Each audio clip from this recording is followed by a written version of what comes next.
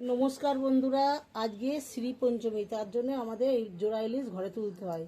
তো দুটো ইলিশ নিয়েছি, দেখুন ইলিশ দুটো আমি ধান সিঁদুর দিচ্ছি,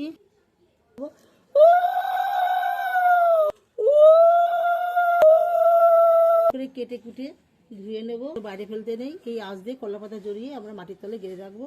এটা কোনো কাঁচা রান্না হবে, ভাজা হবে না। আর এটা নিয়েছি সর্ষে, পোস্ত, কাঁচা লঙ্কা, একটা শুকনো লঙ্কা। আমি এগুলো বেটে বুটে গুছিয়েছি। তা লাইট ডগা আর মাছ আমি কেটে নিচ্ছি, আমি আঁচ ছাড়িয়ে নিচ্ছি। তাই নিয়ে এত কাজ, ভালো করে আঁচ ছাড়িয়ে নিয়েছি। এবার একটা মাছ কাটা হয়ে গেছে, আমি আর একটা মাছ কেটে নিচ্ছি।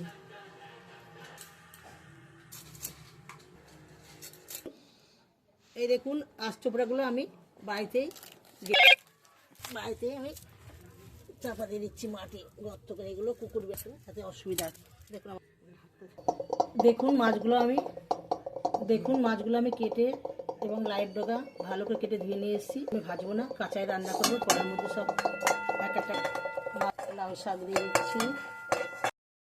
এখানে স্বাদ মতো নুন আর হলুদ দিয়ে দিচ্ছি। 5টা গোটা কাঁচা লঙ্কা দিয়ে দিচ্ছি। আর মিক্সি করা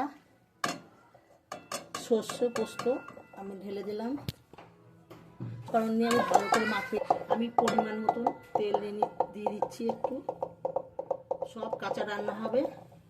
সত্যি পুজো উপলক্ষে আমাদের এই প্রথম পুজোর দিনে তুললেই ভালো হয়, তো আমরা প্রথম দিনে তুলে ফেললাম, পেয়ে গেছি। যাই হোক, বাজারে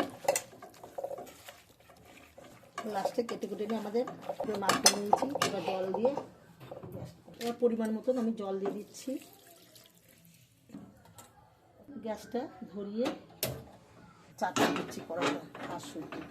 এবার আমি 10-15 মিনিটের জন্য চাপা দিয়ে রাখবো। ওই 13-14 মিনিট মতন হয়ে গেছে, আমি এবার নামিয়ে নিচ্ছি। আর দেখুন আমার ইলিশ মাছের ভাপা তরকারিটা হয়ে গেছে।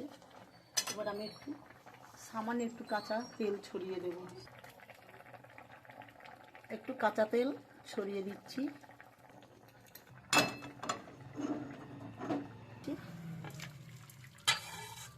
দেখুন আমি ঘরে ইলিশ মাছ তুলেছি।